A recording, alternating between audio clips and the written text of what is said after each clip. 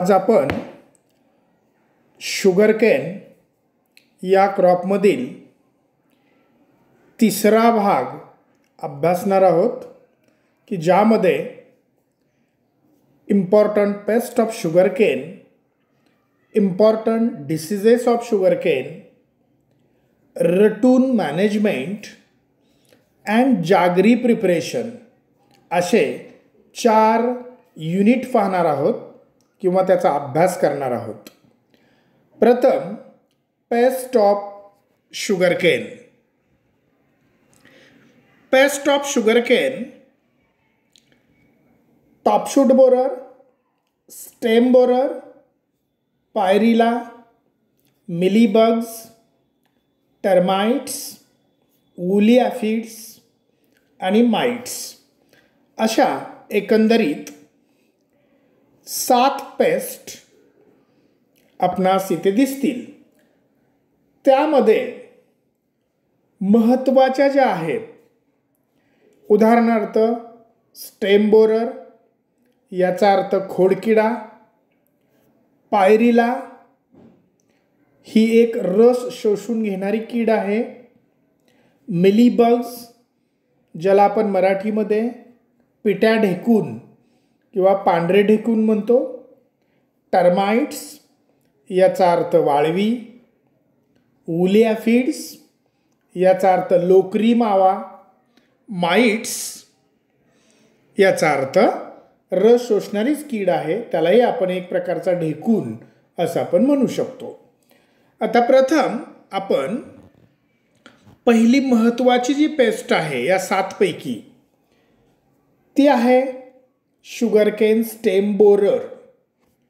Borer याचा अर्थ छिद्र पाडणारा, होल मेकर. लार्वी म्हणजेच अळी. तर एक प्रकारची अळी ऊसाला जमिनीलगत छिद्र पाडते. ज्या वेळेला ऊस 3 ते 4 महिन्याचा असतो, लागवड झाल्यानंतर 4 महिन्याचा होतो, त्यावेळेला या खोडकिडीचा प्रादुर्भाव आपल्याला जास्त दिसून येतो. आणि ज्या वेळेला टेम्परेचर हे 40 डिग्री सेल्सिअसच्या पुढं जातं, त्यावेळेला खोडकीड जास्त प्रमाणात येते. आपण क्लायमेटमध्ये पाहिलेलं आहे पहा, hot weather increases attack of stem borer असं आपण एक वाक्य लिहिलेलं आहे. म्हणजेच जर तापमान जास्त असेल, उष्णता जास्त असेल, तर मात्र या किडीचा प्रादुर्भाव किंवा अटॅक ऊसावरती जास्त प्रमाणात होतो. तर शुगरकेन स्टेम बोरर अभ्यासताना आपण 3 गोष्टीचा इथे उल्लेख करतो. पहिली जी गोष्ट आहे किंवा पहिला घटक आपण म्हणूया डॅमेजिंग स्टेज. त्या किडीची कोणती अवस्था आपल्या पिकाला त्रास देते किंवा नुकसान करते, त्याला आपण डॅमेजिंग स्टेज म्हणतो, म्हणजे नुकसान करणारी अवस्था. तर इथे लार्वी असं लिहिलेलं आहे, याचा अर्थ अळी. दुसरा मुद्दा याच्यामध्ये नेचर ऑफ डॅमेज म्हणजे ND शॉर्टमध्ये आपण लिहिलेलं आहे.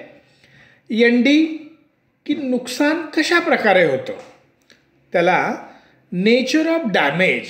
डॅमेजचं नेचर काय, नक्की अळी काय करते. तर पहा, larvae bores into stem and feed internally causing death of central shoot locally called as dead hearts. इथे ती अळी स्टेमला छिद्र पाडते आणि आतल्यात पोखरत राहते किंवा आतला भाग खाऊन टाकते. त्यामुळं वाढणारा सेंट्रल पोर्शन जो मधला भाग असतो तो ड्राय होतो, डेड होतो आणि ग्रामीण भागामध्ये त्याला डेड हर्ट्स असं म्हटलं जातं. म्हणजे केंद्रस्थानी असणारा की जो सेंट्रल पोर्शन असतो तोच ड्राय होतो आणि ऊस पूर्णपणे नष्ट होतो किंवा जळून जातो. पुन्हा पहा, लार्वी बोर्स इनटू स्टेम. स्टेममध्ये अळी छिद्र पाडते. फीड इंटरनली, ती आतल्या आत खात राहते. कॉझिंग, आणि त्यामुळं काय होतं, causing death of central shoot. जो पोगा असतो, जो मधला भाग वाढत असतो ऊसाचा, तोच मरून जातो, त्याची डेथ होते आणि त्यालाच डेड हर्ट्स असं म्हटलेलं आहे. Control measure. आता कंट्रोल कसं करणार मग, तर collect and destroy dead hearts along with larvae and destroy, असं आपल्याला म्हणता येईल. याचा अर्थ की जे सेंट्रल शूट वाळून गेलेले आहेत, जळून गेलेले आहेत, असे सेंट्रल शूट पुल्ड आउट, उपटून काढायचे, की ज्याच्याबरोबर आळी येईल. 1-2 आळ्या असतात, त्या आळ्याही त्याच्याबरोबर येतील आणि मग त्या नष्ट करायच्या. दुसरं, रिलीज एग लार्वल पॅरासाइट. अशा आळ्यांवरती उपजीविका करणारा किंवा फिडिंग करणारा एग लार्वल पॅरासाइट आपण या ऊसाच्या क्षेत्रामध्ये तो प्रिडॅटर आपण सोडू शकतो. त्याचं उदाहरण आहे ट्रायकोग्रामा. तर कुठला प्रिडॅटर तुम्ही सोडणार, त्याचं नाव दिलेलं आहे पहा, ट्रायकोग्रामा, अंडरलाईन. आणि चौथं, आपल्याला केमिकल कंट्रोल करायला सांगितलेलं आहे, म्हणजे कीटकनाशक वापरायला सांगितलेलं आहे.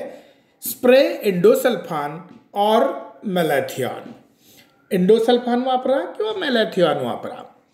तर in short, sugarcane stem borer, damaging stage larvae, nature of damage, larvae bores into stem, feed internally, causing death of central shoot, locally called as dead herds. Control measure, collect and destroy dead herds, release trichogramma, egg larval parasite, and last, spray endosulfan or malathion at an interval of 15 days, 15 दिवसाच्या अंतराने. तर ही पहिली paste आहे, महत्त्वाची आहे. विद्यार्थिनींनो, इथे एक लक्षात ठेवा की पेस्ट आणि डिसीज शक्यतो इनलिस्ट करण्यासाठीच विचारले जातील, पण शुगरकेन मेजर क्रॉप आहे आणि म्हणून आपण याचा डिटेल स्टडी करतोय, हेही लक्षात ठेवा. त्यानंतर दुसरी पेस्ट पायरिला, ही अतिशय महत्त्वाची पेस्ट आहे. इथं डॅमेजिंग स्टेज आहे निम्फ अँड अडल्ट. आता निम्फ म्हणजे काय, स्पेलिंग पहा त्याचं, NYMPH, nymph. And adult, adult म्हणजे प्रौढ अवस्था. अडल्ट याचा अर्थ प्रौढ अवस्था. आणि निम्फ म्हणजे न्यूली बोर्न यंग वन, म्हणजे त्या प्रौढासारखीच लहान प्रतिकृती, मॉडेल किंवा नुकतंच जन्मलेलं, त्याचं आपण बाळ म्हणूया किंवा लहान इन्सेक्ट म्हणूया, पण तो सुद्धा अडल्ट प्रमाणेच उपद्रवी असतो. मग आता उपद्रव कसा होतो, त्याला आपण नेचर ऑफ डॅमेज म्हणतो.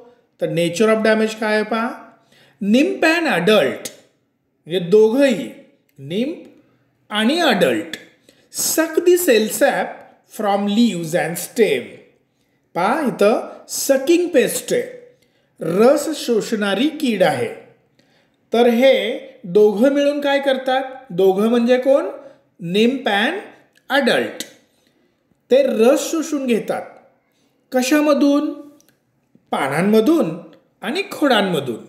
म्हणून आपलं पहिलं वाक्य आहे, निम्फ अँड अडल्ट सक दी सेल्सॅप फ्रॉम लीव्ज अँड स्टेम. मग त्यामुळं काय होतं, the affected leaves become yellow and dry up. आणि जिथून रस शोषलेला आहे त्या पानांमधून रस शोषून घेतलेला आहे ते पान वाळून जातं आणि पिवळं पडतं. आणि त्याचबरोबर सुक्रोज कंटेंट म्हणजे ऊसामधील साखरेचं प्रमाण कमी होतं. कंट्रोल कसं करणार मग, डिस्ट्रॉय एग मासेस. तर सुरुवातीला पानावरती जी अंडी घातली जातात ती तुम्ही शोधून नष्ट करा. आणि spray the crop with malathion. जसं स्टेम बोररला तुम्ही मॅलॅथिऑन किंवा एन्डोसल्फानचा वापर केला, तीच इन्सेक्टिसाईड कीटकनाशक आपल्याला इथंही वापरता येईल. त्याचबरोबर त्याचे फोटोग्राफसुद्धा पहा. पायरीला कसा आहे, स्टेम बोररची अळी कशी आहे, ते तुम्ही या स्लाइड्समध्ये पाहू शकता. Next pest, field rat. आता ही पेस्ट नाही आहे पहा, हा काही कीटक नाही आहे, हा प्राणी आहे, पण उपद्रवी आहे, उंदीर. आता नेचर ऑफ डॅमेज काय आहे, तर rat nibbles out the cane and reduce crop field. म्हणजे पडलेल्या उसाला हा कुरतडत राहतो उंदीर मामा, आणि त्यामुळं खातो थोडं, पण नुकसान मात्र शेतकऱ्याचं खूप होतं. ते ऊस वाळून जातात. निबल्स म्हणजे कुरतडणे या अर्थाने वापरलेला शब्द आहे, किंवा खाणे या अर्थाने. तर rat nibbles out the sugar cane and reduce the crop yield, आणि आपलं उत्पादन घटतं. कंट्रोल कसं करणार मग, तर पॉयझन बेटिंग. आपण त्याला आमिष म्हणून विषारी पदार्थ एखाद्या कणकेमध्ये किंवा मक्याचे पीठ असेल, गव्हाचं पीठ असेल, त्याचं बेटिंग तयार करून आपण ते त्याच्या होलच्या शेजारी किंवा ऊसामध्ये ठेवू शकतो. Poison baiting with zinc phosphide. Zinc phosphide underline, याला आपण रोडंटीसाईड असंही म्हणतो. रोडंटीसाईड याचा अर्थ मूषकनाशक, उंदीरनाशक असा हा शब्द आहे. तर उंदीरनाशक किंवा रोडेंटिसाईड त्याचं उदाहरण कोणतं आहे, झिंक फॉस्फाईड किंवा सेल्फॉस टॅब्लेट. सेल्फॉस टॅब्लेट वापरा किंवा झिंक फॉस्फाईड वापरा, तर ते रॅट कंट्रोलसाठी आपल्याला लक्षात ठेवता येईल. तर इथे पेस्ट ऑफ शुगर केन असं जर म्हटलं तर एकूण 7 पेस्ट आहेत पहा. मग आपण त्याच्यामध्ये स्टेम बोरर पाहिला, पायरीला पाहिला, आणि बाकीच्या इनलिस्टसाठी ती नावं लक्षात ठेवा. मिलीबग्स आहे, माइट्स आहे, टर्माइट्स आहे, वुली ॲपिड्स आहे, एकंदरीत किंवा टॉपशूट बोरर आहे. असे एकंदरीत 7 नावं आपण इथं दिलेली आहेत. त्यापैकी महत्त्वाची 3-4 नावं तुम्ही लक्षात ठेवा. त्यानंतर diseases of sugar cane. Diseases of sugar केनमध्ये एकूण 6 डिसीज आहेत पहा. विप्समट हा बुरशीजन्य आहे, याला आपण फंगल डिसीज म्हणूया. दुसरा रस्ट, मराठीमध्ये याला तांबेरा आपण म्हणतो, हाही बुरशीजन्य आहे. तिसरा रेड रॉट, याला मराठीमध्ये लाल कूज असं म्हटलं जातं, हाही बुरशीजन्य आहे. आणि आता शेवटी राहिलेले जे 3 आहेत ते विषाणूजन्य आहेत, की ज्याला आपण व्हायरल डिसीज असं म्हणतो. ग्राशेशूट, मोझॅक आणि ट्विस्टेड टॉप असे हे उर्वरित 3 जे रोग आहेत, डिसीज आहेत, त्याला कॉज कोणता आहे किंवा कॉजल ऑर्गॅनिझम कोणता आहे, virus. It is a viral disease असं आपण म्हणू शकतो. तर इथे एका पाठोपाठ एक आपण ते डिसीज महत्त्वाचे जे आहेत ते बघूया. तर फर्स्ट, विप्समट ऑफ शुगर केन. आता विप याचा अर्थ चाबूक, आसूड. तुम्ही सगळ्या ग्रामीण भागातल्या मुली आहात, तर तुम्हाला चाबूक म्हणजे काय, आसूड म्हणजे काय हे माहीत आहे. तर त्याप्रमाणे तो रोग आल्यानंतर ऊसाचं स्ट्रक्चर तयार होतं, म्हणून याला विप स्मट ऑफ शुगर केन असं म्हटलेलं आहे.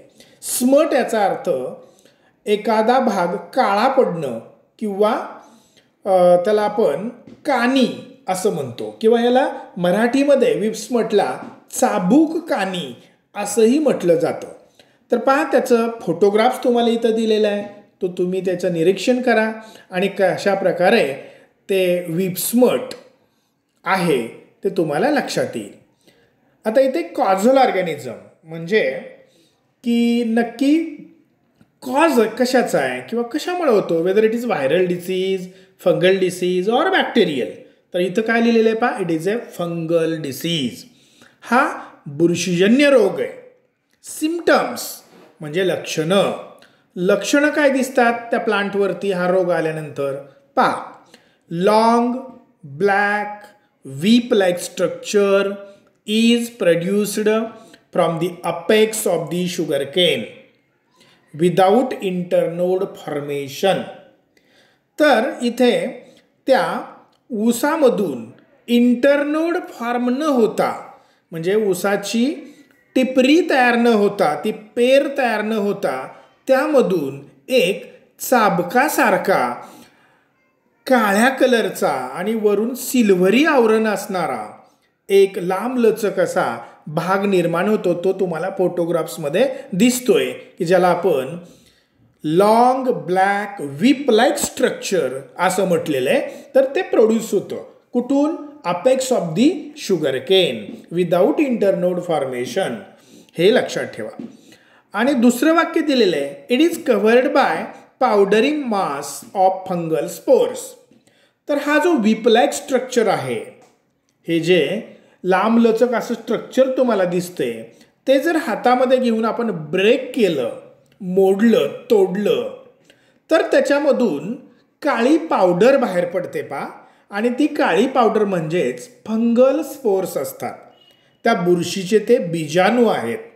ते जर पुन्हा दुसऱ्या ऊसावरती पडले आणि त्या ऊसाचं बेनं जर आपण नेक्स्ट इयरला प्लांटिंगसाठी वापरलं, तर पुन्हा हा विप्समट रोग त्या प्लॉटमध्ये येऊ शकतो. तर ही काळजी घ्या की ते रप्चर होणार नाही, ते व्यवस्थित काढून आपल्याला डिस्ट्रॉय करावं लागतं. कंट्रोल मेजर, रिमूव्ह विप like structure with thick cloth and destroy it.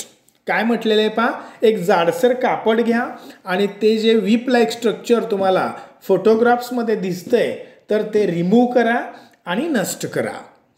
Next, use healthy sets for planting. म्हणजे प्लांटिंग करताना जे आपण बेणं वापरतो किंवा सेट्स वापरतो, तर त्याला हॉट वॉटर ट्रीटमेंट द्या किंवा ते वापरतानाच निरोगी बियाणं वापरा, म्हणजे रोग येणार नाही. आणि तिसरं, मी अगोदरच सांगितल्याप्रमाणे give hot water treatment. Hot water treatment म्हणजे उष्ण जल प्रक्रिया. ही आपण ट्रीटमेंटमध्ये पाहिलेलं आहे पहा. त्याचं तापमान तुम्ही ते लक्षात ठेवा किंवा ठेवलं असेल. 50 डिग्री सेल्सिअस तापमान असेल तर 2 आवर्स 2 तासाची ट्रीटमेंट देतो. आणि 54 डिग्री सेल्सिअस पाण्याचं तापमान असेल तर हाफ ॲन आवर अर्धा तास ट्रीटमेंट देतो. तर ती हॉट वॉटर ट्रीटमेंट जर दिली तर हा विप्समट आपण कंट्रोल करू शकतो. पाहायचं नेचर ऑफ डॅमेज म्हणता येणार नाही, पण कॉझल ऑर्गॅनिझम काय आहे? It is a fungal disease. Symptoms काय सांगता येतील? A long black whip like structure is produced from the apex of the sugar cane without internode formation. दुसरं, it is covered by powdery mass of fungal spore. त्याच्यामध्ये ते fungal spores भरलेले असतात. Control कसं करणार? रिमूव्ह दी विप like structure with the help of cloth, thick cloth and destroy it. ते लगेच नष्ट करा, दुसऱ्याच्या बांधावरती ठेवायचं नाही. Second, use healthy sets for planting. निरोगी बेनं वापरा. आणि तिसरं, हॉट वॉटर ट्रीटमेंट द्या. मग हा डिसीज त्या पिकांमध्ये येणार नाही. अतिशय महत्त्वाचा डिसीज आहे स्टार IMP. नोट्स लिहिताना तिथे स्टार करून ठेवा. Next disease, red rot of sugar cane. हाही तुम्हाला ओळखीचा रोग आहे पहा. बऱ्याच वेळेला आपण ऊस घेतो खाण्यासाठी आणि मोडल्यानंतर आपल्याला दिसतं की तो आतून कुजलेला आहे, लालसर झालेला आहे आणि मग आपण तो ऊस न खाता फेकून देतो. तर तो रेड रॉट म्हणजे लाल कूज असं त्याला मराठीमध्ये म्हणतात. हा सुद्धा फंगल डिसीज आहे. It is a fungal disease. Symptoms काय दिसतात पहा? लीव्स टर्न येलो, पानं पिवळी पडतात. अँड ड्राय अप म्हणजे वाळून जातात. Internal portion of cane becomes red and give alcoholic smell. पहा, आपण जर तो ऊस तोडला किंवा त्याचे 2 भाग केले, जसं आता छायाचित्रामध्ये तुम्हाला दिसतंय की आपण त्या ऊसाचे 2 भाग केलेले आहेत, तर आतून पूर्णपणे तो ऊस लालसर झालेला आहे, रेड कलरचा झालेला आहे, कुजलेला आहे आणि त्याला अल्कोहोलचा जसा आंबट गोड वास येतो तर तो अल्कोहोलिक स्मेल येतो. आता कंट्रोल कसं करणार? यूज डिसीज रेजिस्टंट व्हरायटीज, म्हणजे या रोगाला प्रतिकार करणारी जी व्हरायटी असेल, उदाहरणार्थ CO7219, CO7125 या व्हरायटीचा वापर करा. त्यानंतर दुसरं सांगितलेलं आहे अवॉइड रटोनिंग ऑफ अफेक्टेड क्रॉप. जर वारंवार हा रोग येत असेल ऊसावरती तर त्याचा खोडवा ठेवू नका. खोडवा म्हणजे रटोनिंग किंवा रटोनिंगचाच अर्थ काय आहे? खोडवा. तर त्या ऊसाचा खोडवा ठेवू नका, म्हणजेच avoid ratooning. Next, use healthy sets for planting. पुन्हा सांगितलेलं आहे की निरोगी बियाणं वापरा आणि treat the sets with Agallol और ॲरॅटॉन, म्हणजेच ॲगॅलॉल किंवा ॲरॅटॉन या केमिकलशी ट्रीटमेंट द्या जेणेकरून रेड रॉट येणार नाही. हा सुद्धा तेवढाच महत्त्वाचा डिसीज आहे. पहिला विप्समट ऑफ शुगरकेन फंगल आहे, हा रेड रॉट ऑफ शुगरकेन हाही फंगल आहे. आता तिसरा डिसीज पहा, ग्राशी शूट ऑफ शुगरकेन, ऊसाची गवताळ वाढ. त्याचा फोटोग्राफ पहा की कुठेही तुम्हाला ऊस दिसणार नाही, म्हणजे इंटरनोड फॉर्म इथं झालेले नाहीत, तर ऊसाचं बेट हे गवताच्या बेटासारखं दिसतं, म्हणून याला ग्राशी शूट असं नाव दिलेलं आहे किंवा ऊसाची गवताळ वाढ. आणि हा जो डिसीज आहे हा व्हायरल डिसीज आहे. पहा, विषाणूजन्य रोग आहे. याला आणखी एक नाव दिलं जातं मायकोप्लाझ्मा. हा विषाणूसारखाच एक जीव आहे आणि त्याला मायकोप्लाझ्मा म्हटले जातं. नोट्समध्ये तुम्हाला ब्रॅकेटमध्ये ते दिसेल, इथं ते लिहिलेलं नाही. It is a viral or mycoplasmal disease असं आपल्याला म्हणता येईल. आता सिम्पटम्स काय दिसतील पहा. It is produced profuse tillers from the base of sugarcane as like grass. तर इथे ग्रास लाईक स्ट्रक्चर तुम्हाला दिसतंय आणि त्याला आपण फूट म्हणूया, गवताची फूट, आणि ती मोठ्या प्रमाणात इथं आलेली दिसते. Tillers are light green to dark green colour, आणि जे टीलर्स आहेत, जे फुटवे आहेत असे आलेले गवतासारखे, ते साधारणतः नितळ हिरवे किंवा गर्द हिरवे असे असू शकतात. Control, treat the sets with hot water. पुन्हा उष्ण जल प्रक्रिया तुम्ही प्लांटिंगच्या वेळेस जर दिली तर हा व्हायरस मरून जातो किंवा तो रोग ऊसावरती येणार नाही. टेम्परेचर पुन्हा दिलेलं आहे पहा, 50 डिग्री सेल्सिअस फॉर 2 hours और 54 degree Celsius for half an hour. इथं मॉइस्ट एअर याचा सुद्धा आपण वापर करू शकतो. म्हणजे हॉट मॉइस्ट एअर, गरम वाफ. पाणीच द्यावं असं काही नाही, पण गरम वाफ जरी दिली 54 डिग्री सेल्सिअसची तरीसुद्धा हा व्हायरस निघून जाऊ शकतो. आणि तिसरी इथं नियंत्रणाची पद्धत जी सांगितलेली आहे, uproot and destroy the affected clumps. पहा, हा पूर्ण प्लॉटवरती येत नाही. जसा रस्ट येईल किंवा दुसरा रेड रॉट येईल, तसा व्हायरल डिसीज हे फार तुरळक प्रमाणात येतात. आणि मग अशी जी तुरळक बेटा आहेत ऊसाची की जिथं हा डिसीज आलेला आहे, तर तो अपरूट करा, म्हणजे उपटून काढा, अँड डिस्ट्रॉय, नष्ट करून टाका. आणि शेवटी त्यांनी सांगितलेलं आहे यूज डिसीज रेजिस्टंट व्हरायटीज. परत फॉर एक्झाम्पल 7219, 7125, 86032, 2-3 व्हरायटीज लक्षात ठेवा, हायब्रिड व्हरायटीज, आणि त्या तुम्ही इथे लिहू शकता. तर पुन्हा आपण एकदा पेस्टकडे वळूया. Pest, stem borer, top shoot borer, pyrilla, mealybugs, mites, termites आणि रॅटसुद्धा पेस्टमध्ये आपण गृहीत धरलेले आहे.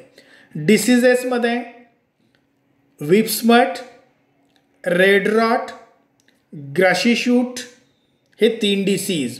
त्याच्यानंतर रस्टही येतो, पण आपण रस्ट फार महत्त्वाचा नाही आहे म्हणून इथं घेतला नाही.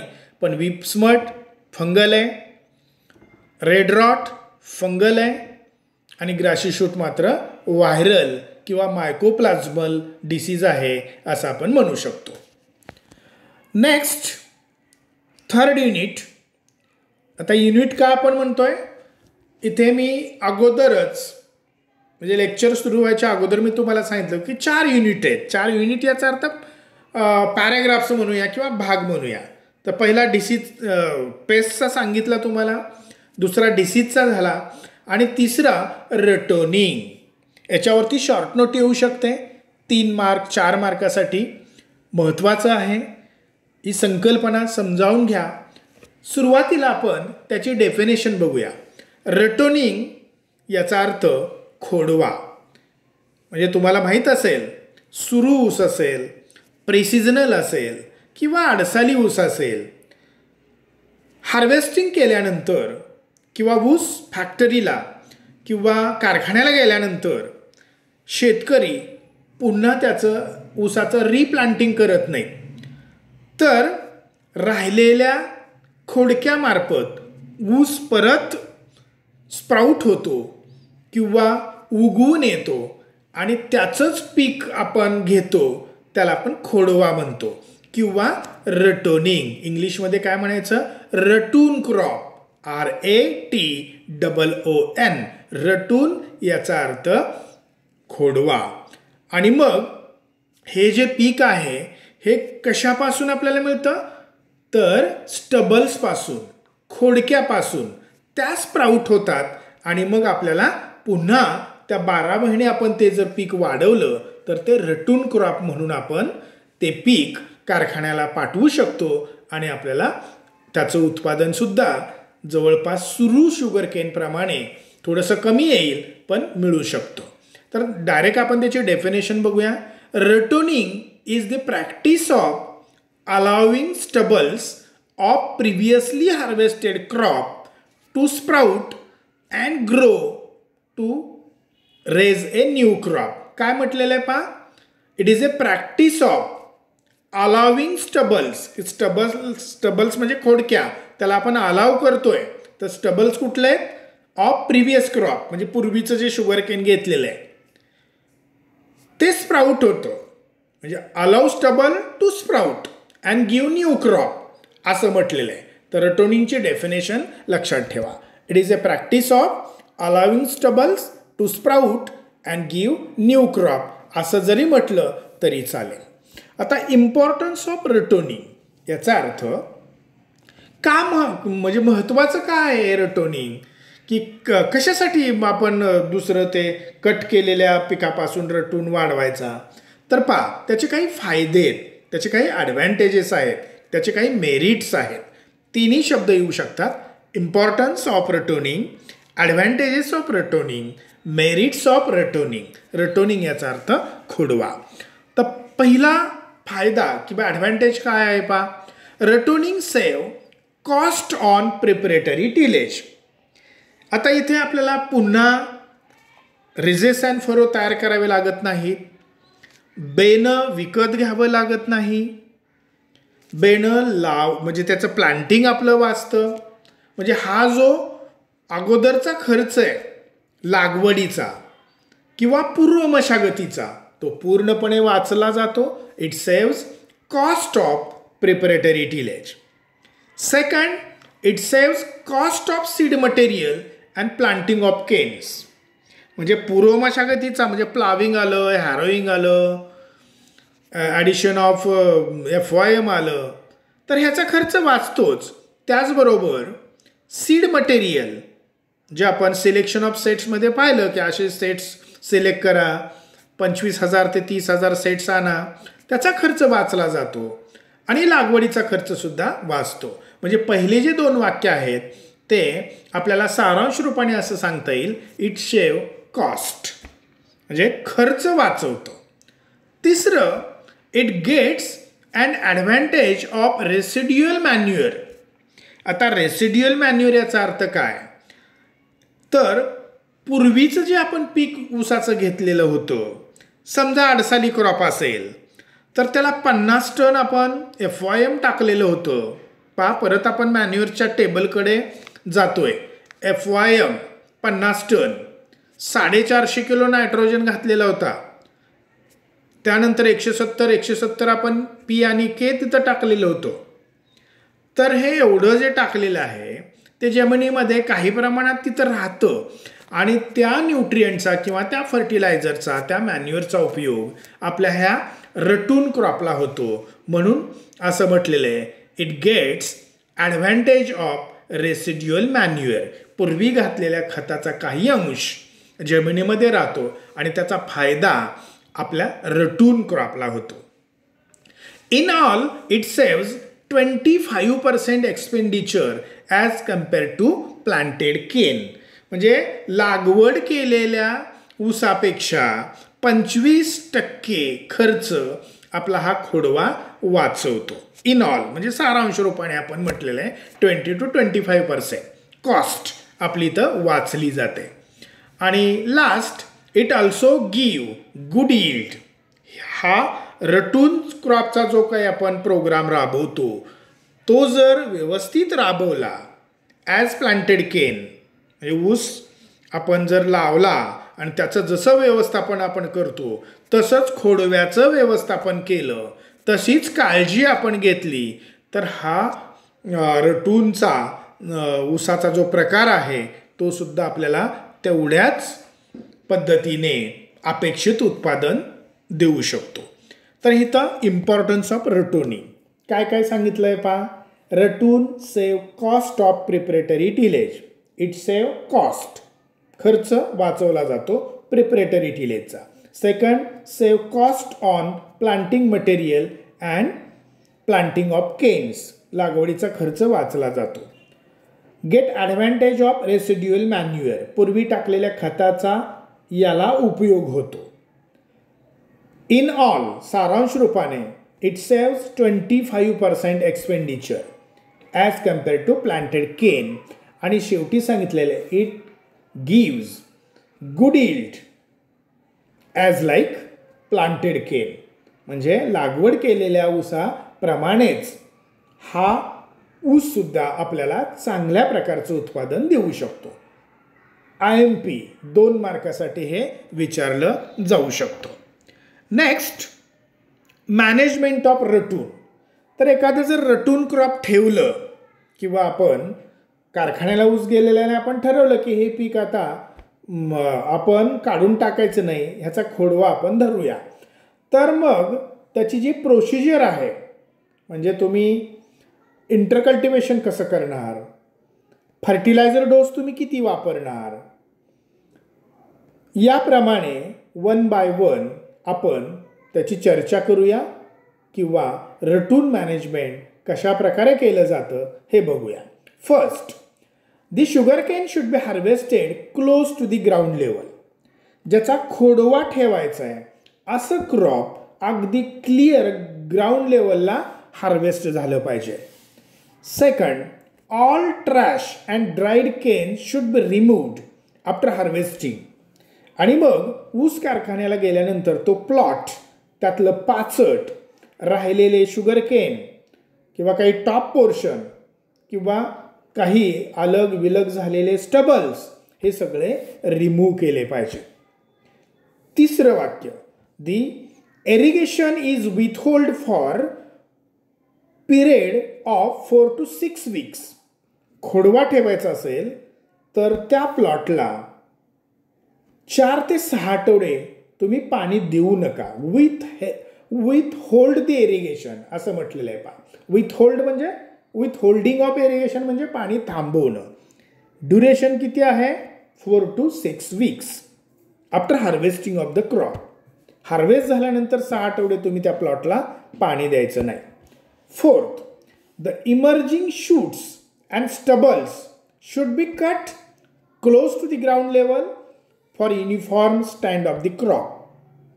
म्हणजे क्रॉप पॉप्युलेशन असेल किंवा त्याचं जर्मिनेशन असेल, स्प्राउटिंग असेल, ते युनिफॉर्म साईजचं ठेवण्यासाठी अगोदर आलेले जे काही शूट्स असतील, इमर्जिंग शूट्स, कारण एक लक्षात ठेवा की हार्वेस्टिंग काय एकाच वेळेला होत नाही. समजा पहिल्या अर्धा एकरला 2 दिवस लागले तर आपण शेवटी हार्वेस्ट करत करत जाताना आठवडा 2 आठवडे जातात. अनेक प्रॉब्लेम येतात, ट्रॅक्टर येत नाही, ट्रक येत नाही, लेबर सुट्टी घेतात, त्यामुळं हार्वेस्टिंगमध्ये कमी जास्तपणा त्या वेळेचा येतो आणि त्यामुळे स्प्राउटिंग होतं कट झालेल्या ऊसाचं. तर ते सगळे इमर्जिंग शूट्स तुम्ही त्या स्टबलचे काढून टाका आणि नंतर त्याचं युनिफॉर्म क्रॉप स्टँड आपल्याला मिळू शकेल. Then break the sides of the ridge and lose the middle portion with the help of shovel tooth cultivator. आणि मग त्या स्टबलच्या बाजूची जी काही वरंबे असतील ते फोडून घ्या. कोणाच्या मदतीने? तर शॉवेल टूथ कल्टिवेटर एक प्रकारचं इम्प्लिमेंट आहे, दातेरी कोळपा आपण त्याला म्हणतो.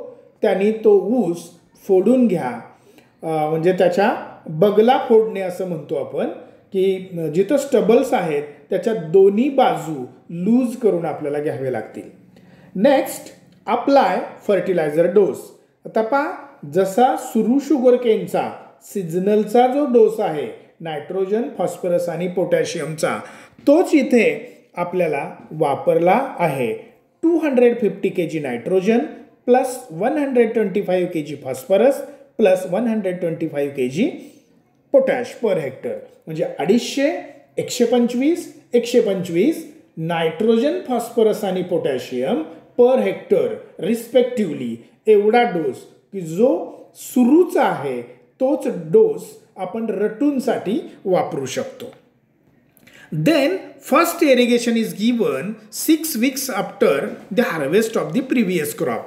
आणि मग असं 6 आठवडे झाल्यानंतर खतं वगैरे अप्लाय केल्यानंतर आपण पहिलं इरिगेशन देतो आणि नंतर मग पुढचं जे शेड्यूल आहे at an interval of 10 days, 15 days, तर ते शेड्यूल आपण फॉलो करतो.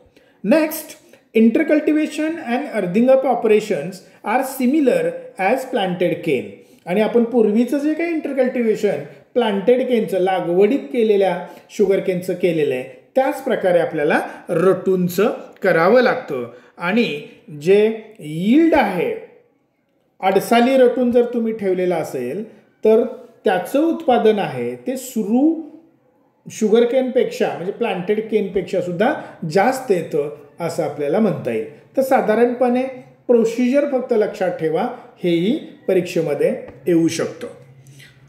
आता यामध्ये शेवटचा जो भाग राहिलेला आहे पहा, प्रिपरेशन ऑफ जॅगरी, म्हणजे गूळ प्रिपरेशन. तुम्ही गुऱ्हाळ पाहिलेला असेल पहा, पाहिलं नसेल तर या लेक्चरच्या शेवटी किंवा हे जे तुम्हाला व्हिडिओ क्लिप पाठवली जाईल यूट्यूबची, तर त्याच्या खाली एक जागरी प्रिपरेशन, गूळ तयार करण्याची एक पद्धत आहे, ती डाउनलोड आम्ही केलेली आहे.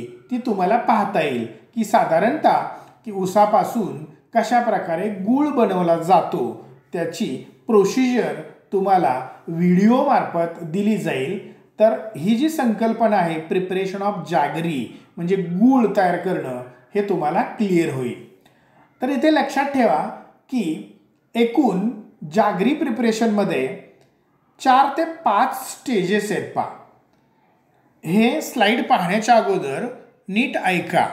सुरुवातीला आपण असं म्हणू शकतो, एक्स्ट्रॅक्शन ऑफ ज्यूस, म्हणजे सुरुवातीला हार्वेस्टिंग केल्यानंतर त्या गुऱ्हाळामध्ये ऊस आणला जातो. अगोदर मराठीमध्ये ती संकल्पना क्लिअर करून घ्या. लक्षात ठेवा, ऊस हार्वेस्ट केल्यानंतर तो बैलगाडी मार्फत गुऱ्हाळामध्ये आणला जातो.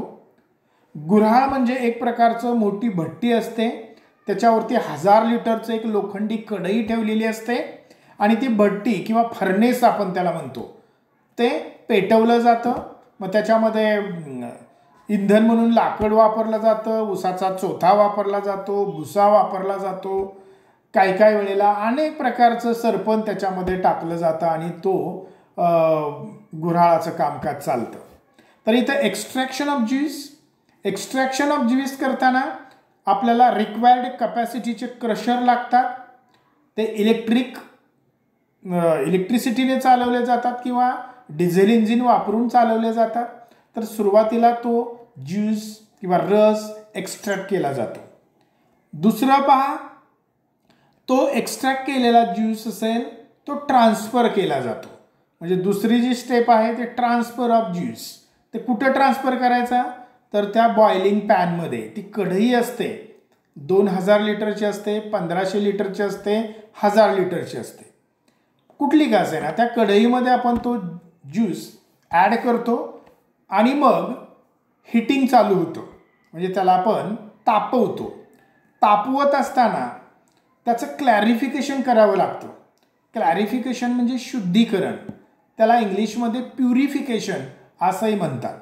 म्हणजे जसं जसं त्याला हिटिंग आपण देत जातो तसं त्या कढईमध्ये वरती मळी यायला सुरुवात होते.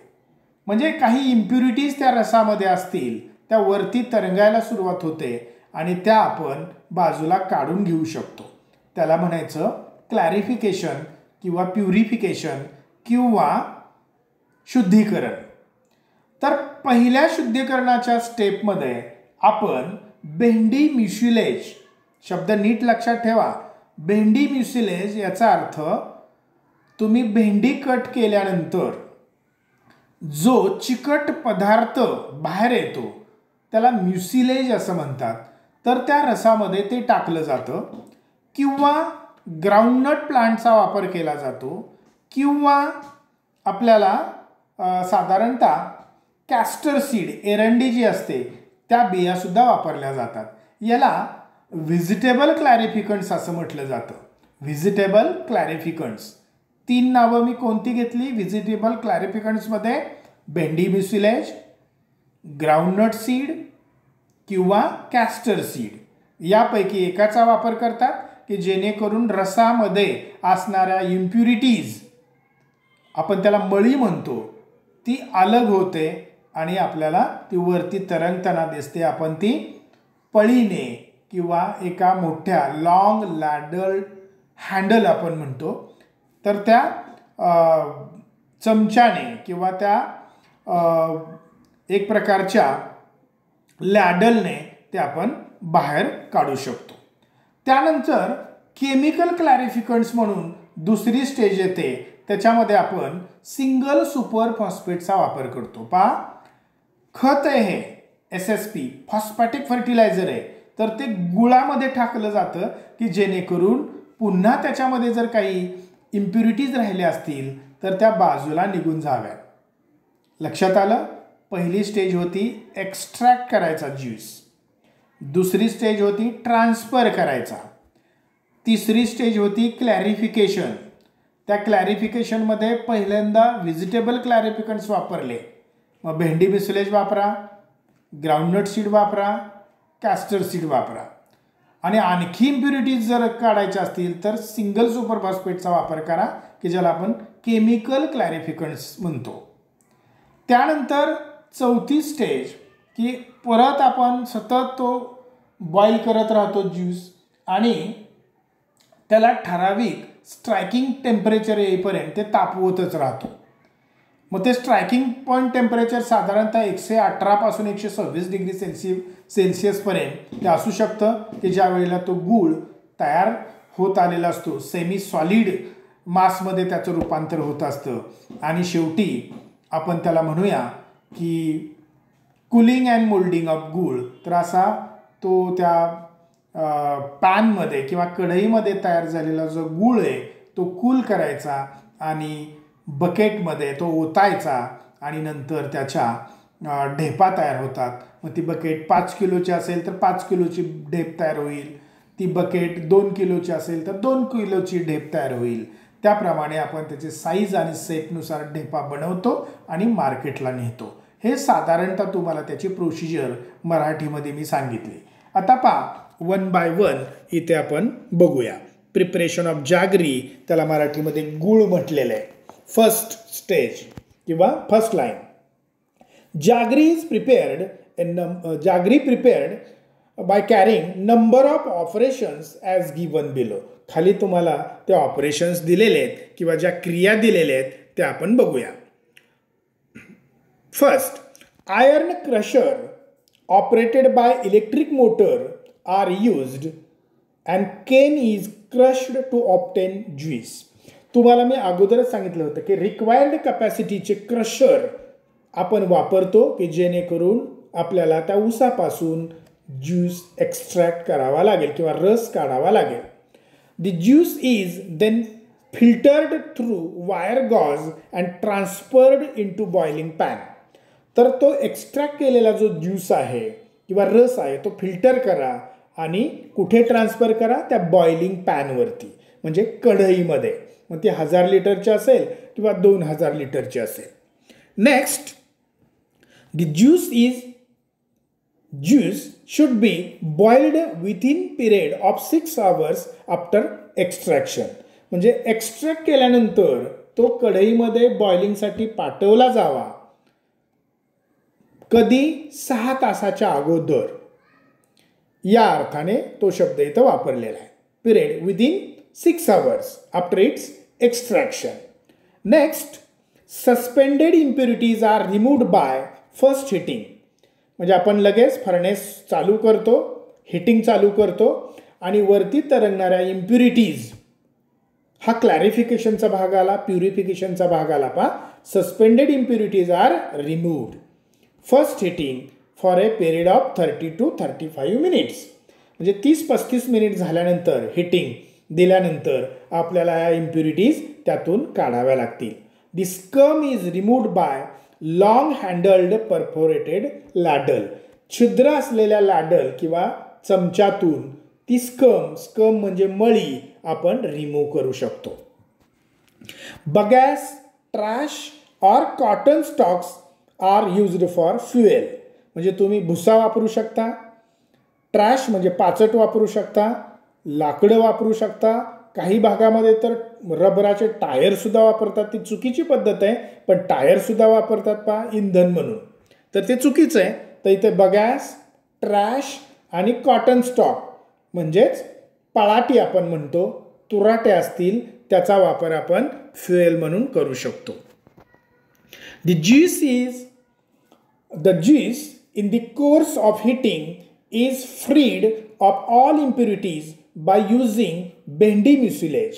पहा, मी अगोदरच तुम्हाला जे काही सांगितलं होतं की जसं जसं त्या रसाचं तापमान वाढेल, तो ज्यूस बॉईल होत जाईल, त्याच्यामध्ये भेंडी म्युसिलेज ॲड करा किंवा ग्राउंडनट सीड किंवा कॅस्टर सीड ॲड करा. तिन्हीपैकी एक वापरावं लागेल. Next, chemical clarificants like super phosphate solution is used in second course of heating. पहा, इथं काय म्हटलेलं आहे की पहिल्या हिटिंगमध्ये काही इम्प्युरिटीज रिमूव्ह करण्यासाठी आपण भेंडी म्युसिलेज, ग्राउंडनट सीड किंवा कॅस्टर सीड याचा वापर केला आणि दुसऱ्या हिटिंगमध्ये किंवा जसं जसं आपण पुढे जाऊ तसं तो रस बॉईल होत जाईल आणि अगदी आपल्याला शुद्ध रस पाहिजे असेल तर त्याच्यामुळे सुपर फॉस्फेट सोल्युशन ॲड करा. नेक्स्ट, कागजी lime suspension is essential for avoiding salty taste to the juice. आता इथं लेमन ज्यूस म्हणजे लिंबाचा रस काही प्रमाणात त्या कढईमध्ये आपल्याला ॲड करावा लागतो की सॉल्टी टेस्ट म्हणजे खारटपणा जो गुळाला येतो तो येऊ नये म्हणून. Next, lime water solution is also used to avoid problems in solidification of jaggery. तर शेवटी आपल्याला सेमी सॉलिड मास हवं असतं, तर त्याच्यामध्ये लाईम वॉटर जर आपण ॲड केलं तर ते सॉलिडिफिकेशन ऑफ जॅगरी मध्ये आपल्याला इझी होतं किंवा सॉलिडिफिकेशन आपल्याला व्यवस्थित मिळू शकतं. Next, moulding pans of varying shapes and sizes are used. म्हणजेच आपल्याला बकेट्स वेगवेगळ्या आकाराच्या 1 किलोच्या असतील, 2 किलोच्या असतील, 5 किलोच्या असतील, 10 किलोच्या असतील वापरता येतात. आता इथे striking point of liquid jaggery is 105 degree Celsius to 107 degree Celsius. एवढं आपल्याला तापमान स्ट्रायकिंग पॉईंट टेम्परेचर आपण म्हणतो, हे लक्षात ठेवा. And solid जागरी 116 to 118 degree Celsius. हे दोन स्ट्रायकिंग पॉईंट टेम्परेचर सुरुवातीला जे आपण काकवी म्हणतो, काकवी हा शब्द तुम्ही ऐकला असेल, तर ती जी स्टेज आहे ती 105 डिग्री सेल्सिअस ते 107 डिग्री सेल्सिअसला मिळू शकते. आणि आपलं पूर्णतः गूळ तयार होतो ते जे स्ट्रायकिंग पॉईंट टेम्परेचर आहे ते 116 ते 118 डिग्री सेल्सिअस, म्हणजे 118 degree Celsius and 116 degree Celsius and 118 degree Celsius या दरम्यान 116 ते 118 डिग्री सेल्सिअसच्या दरम्यान तो गूळ तयार झालेला आहे असं आपण म्हणू शकतो, की त्याला साधारणतः स्ट्रायकिंग पॉईंट टेम्परेचर असं आपण म्हणू शकतो. Next, hot liquid jaggery is then transferred to cooling pan. नंतर तो थंड होण्यासाठी आपण एका कूलिंग पॅनमध्ये ते सेमी सॉलिड मास ट्रान्सफर करतो.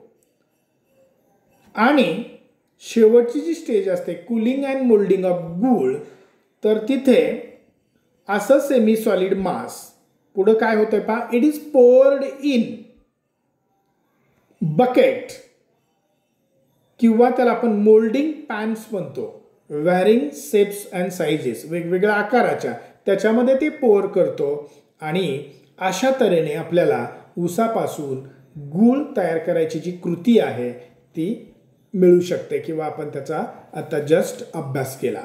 तर इथे 5 स्टेजेस लक्षात ठेवा, नोट्समध्ये तुम्हाला त्या दिलेल्या आहेत. सुरुवातीला एक्स्ट्रॅक्शन ऑफ ज्यूस, दुसरी स्टेज ट्रान्सफर ऑफ ज्यूस, तिसरी स्टेज क्लॅरिफिकेशन, त्या क्लॅरिफिकेशनलाच आपण प्युरिफिकेशन असंही म्हणू शकतो. त्याच्यामध्ये व्हेजिटेबल क्लॅरिफिकंट्स वापरतो पहिल्या स्टेजला, भेंडी mucilage, castor seed, groundnut seed. दुसरं केमिकल क्लॅरिफिकंट्स वापरतो, म्हणजेच सिंगल सुपर फॉस्फेटचं सोल्युशन वापरतो. त्याच्यानंतर final stage of boiling, liquid jaggery असेल तर टेम्परेचर, स्ट्रायकिंग पॉईंट टेम्परेचर किती असतं, 105 ते 107 डिग्री. आणि सेमी सॉलिड मास असेल तर त्याचं स्ट्रायकिंग पॉईंट टेम्परेचर किती असतं, 116 ते 118 डिग्री सेल्सिअस. त्यानंतर ते कूलिंग पॅनमध्ये ट्रान्सफर केलं जातं आणि नंतर त्याचं पोरिंग होतं, ओततो आपण कशामध्ये, तर मोल्डिंग पॅन्समध्ये of varying shapes and sizes. मला वाटतं ही प्रोसिजर तुम्हाला 4 मार्काला विचारली जाऊ शकते. आपण पुन्हा याची कॉलेजमध्ये आल्यानंतर रिव्हिजन घेणारच आहोत, त्यामुळं काळजी फार करू नका याची, फक्त वाचत राहा. काही शंका आल्या तर विचारत चला. आणि अशा तऱ्हेने आपण शुगरकेन हे crop, sugarcane part first, sugarcane part second आणि शुगरकेन पार्ट थर्ड, की जो आत्ता तुम्ही अभ्यासला पूर्ण झालेला आहे. शुगरकेन मेजर क्रॉप आहे, याच्यावरती ब्रॉड क्वेश्चन येऊ शकतो. अनेक प्रकारच्या short notes, explanatory notes, objectives याच्यावरती येऊ शकतो. त्यामुळं शुगरकेन हे अतिशय महत्त्वाचं क्रॉप आहे. त्या दृष्टीने तुम्ही त्याच्या नोट्स व्यवस्थित लिहा आणि त्याचं वाचन करा. इथे हा शुगरकेनचा जो भाग आहे किंवा हे जे पीक आहे हे आपण आज अभ्यासलेलं आहे. तर इथेच आपण थांबूया. याच्यानंतरचे जे 3 पिकं आपण राहिलेले आहेत, मँगो, बनाना आणि संत्रा, हे हॉर्टिकल्चरल क्रॉप्स आहेत. आत्तापर्यंत अभ्यासलेल्या पिकांपेक्षा ही पिकं वेगळी आहेत, त्याचे मुद्देसुद्धा काही वेगळे आहेत. ते फ्रूट क्रॉप्स आहेत, वृक्ष आहेत. त्यामुळं किंवा बागेतील पिकं आहेत, गार्डन क्रॉप्स आपण म्हणतो, त्याचा अभ्यास आपण पुढील आठवड्यामध्ये सोमवारपासून करूया. तोपर्यंत इथेच आपण थांबू. धन्यवाद.